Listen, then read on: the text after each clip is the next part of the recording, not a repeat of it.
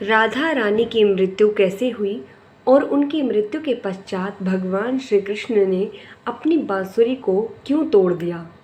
जब भगवान श्री कृष्ण वृंदावन छोड़कर चले गए तब राधा की जिंदगी ने एक अलग ही मोड़ ले लिया था।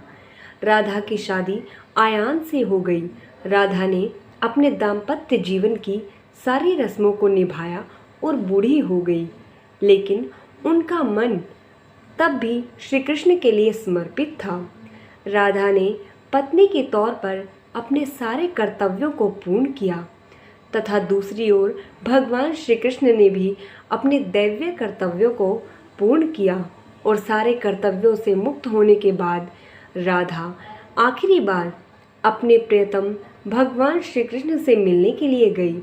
जब राधा द्वारका पहुंची तो उन्हें श्री कृष्ण के रुक्मिणी और सत्यभामा से विवाह के बारे में पता चला। ये बात सुनकर वह दुखी हुई।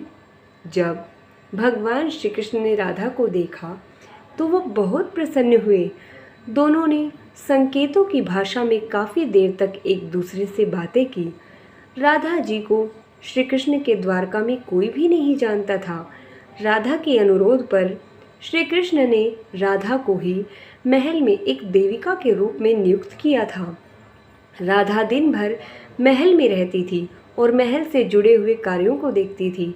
मौका मिलते ही वह श्री कृष्ण के दर्शन कर लेती थी, परंतु महल में राधा श्री कृष्ण के साथ पहले की तरह आध्यात्मिक जुड़ाव महसूस नहीं कर पा रही थी। इसलिए राधा ने महल से दूर जाने का निर्णय लिया और सोचा कि वह दूर जाकर श्री कृष्ण से दोबारा गहरा आत्मीय संबंध स्थापित कर पाएगी। उन्हें नहीं पता था कि वह कहाँ जा रही है, परंतु भगवान श्री कृष्ण सब जानते थे। जैसे जैसे समय बीता वैसे वैसे राधा बहुत ही कमज़ोर हो गई। उस वक्त उन्हें भगवान श्री कृष्ण की आवश्यकता पड़ी। आखिरी समय में भगवान श्री कृष्ण उनके सामने आ गए। श्री कृष्ण ने राधा से कहा कि वह उनसे कुछ मांगे, परंतु राधा ने श्री कृष्ण से मना कर दिया। कृष्ण के दोबारा अनुरोध करने पर राधा ने कहा कि वह उन्हें आखिरी बार बांसुरी बजाते हुए देखना चाहती है। श्री कृष्ण ने बांसुरी ली और अपनी ज़िंदगी की सबसे सुरीली बांसुरी उन्होंने उसी दिन बजाई थी। श्री कृष्ण ने दिन रात बांसुरी बजाई जब तक कि राधा आत्मीय रूप से श्री कृष्ण में विलीन नहीं हो गई। बांसुरी की धुन सुनते सुनते राधा ने अपने शरीर का परित्याग कर दिया। हालांकि श्री कृष्ण जानते थे कि उनका प्रेम अमर है, पर उसके बावजूद भी वह राधा की मृत्यु से बहुत ही दुखी हुए और उसे बर्दाश्त नहीं कर सके। भगवान श्री कृष्ण से प्रेम के प्रति कामकांत के रूप में बांसुरी तोड़कर हमेशा के लिए झाड़ियों में फेंक दी। इसके बाद भगवान श्री कृष्ण ने जीवन में कभी बांसुरी या फिर अन्य कोई वाद्य यंत्र नहीं बजाया।